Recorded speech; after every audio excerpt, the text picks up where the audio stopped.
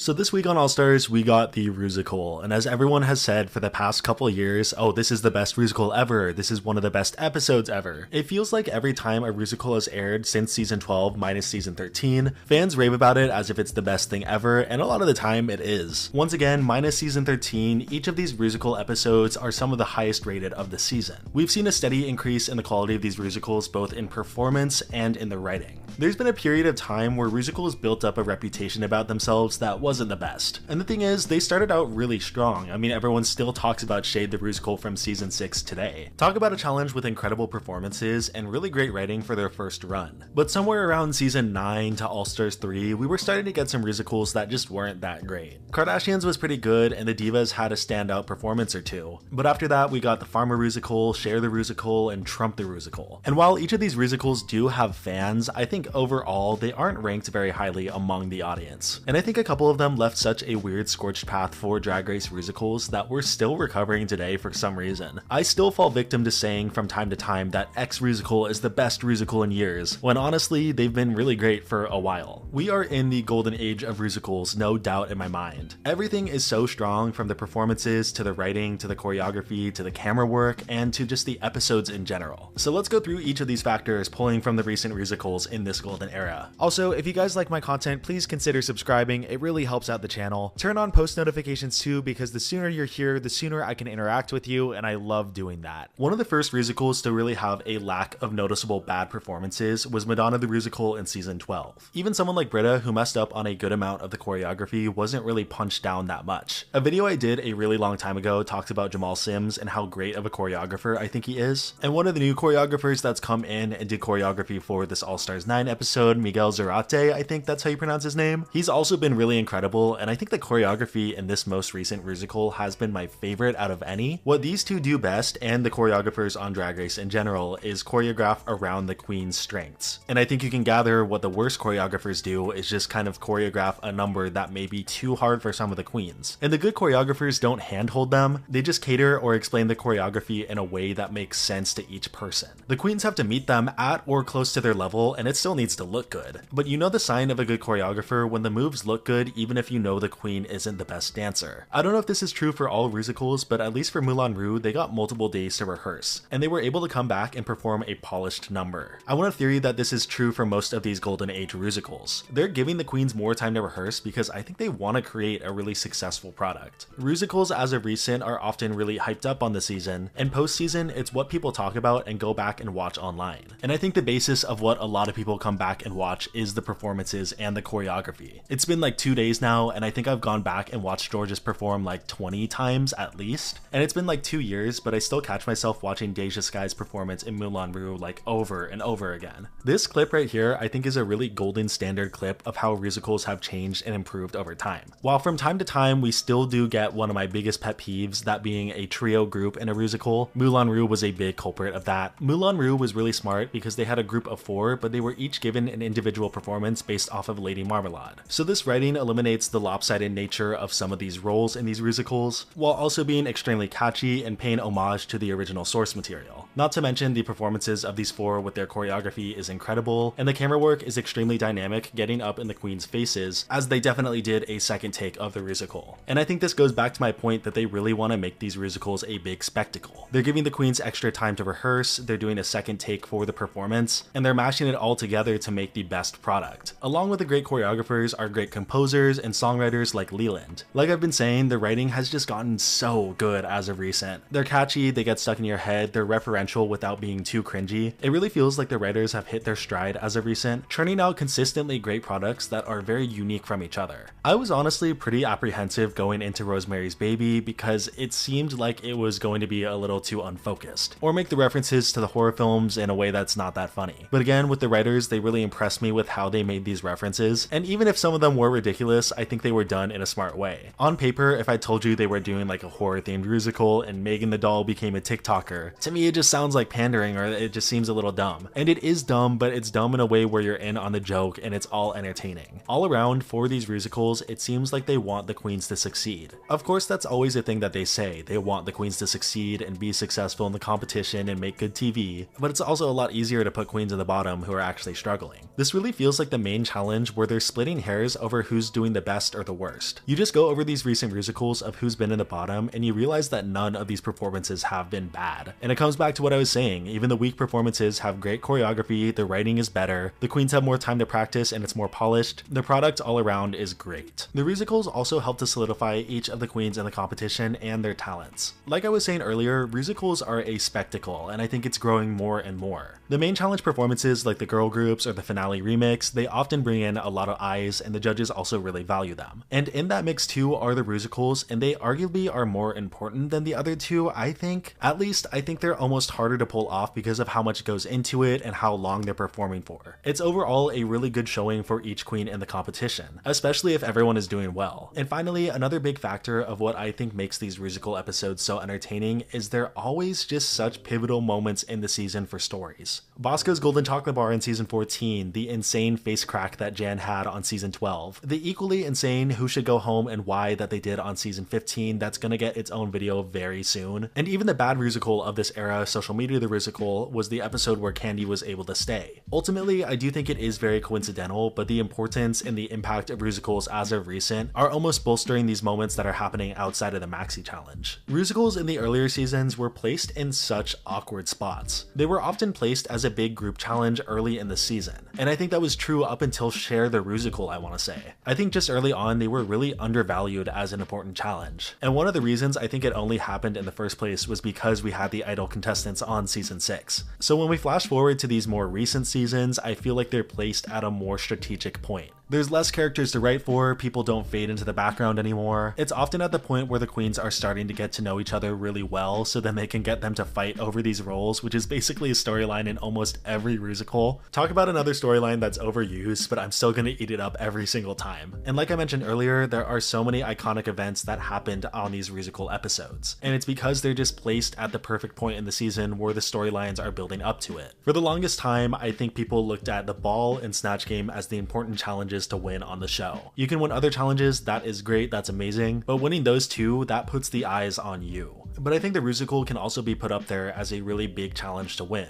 If the curse wasn't a thing, which is just another funny thing that we can talk about. Though I think it takes insane skill and talent to win the musical, and if you win it, you're often remembered as a big part of the season. You're never going to be remembered as the winner of the season because no one who has ever won the musical has gone on to win the season. It is the one curse on the show that has remained consistent, and at this point, I am almost believing it for sure. Yet slowly but surely, I do think we're getting to a point where people are respecting the musical for how amazing it is. And once the first winner of a musical that wins the season goes on and wins, I think people are also going to regard it as one of the big challenges that queens should go for to win. But for right now, it's still a curse. If there's one word that I've said in this video that I think defines musicals, it's spectacle. That's both within the challenge and everything that surrounds it. These iconic moments that are seen in the musical episodes are pushed on by the energy that was seen in the performance of the musical. Since season 12, we've got consistently great musicals, and I think that pattern is only going to continue. But next year, I can't wait to get my memory wiped and tweet that this is the best musical we've had in a very long time. Thank you so much for watching, like and subscribe, and I'll see you soon with another video. Come on, come on. We had turned that bitch. Yeah, we turned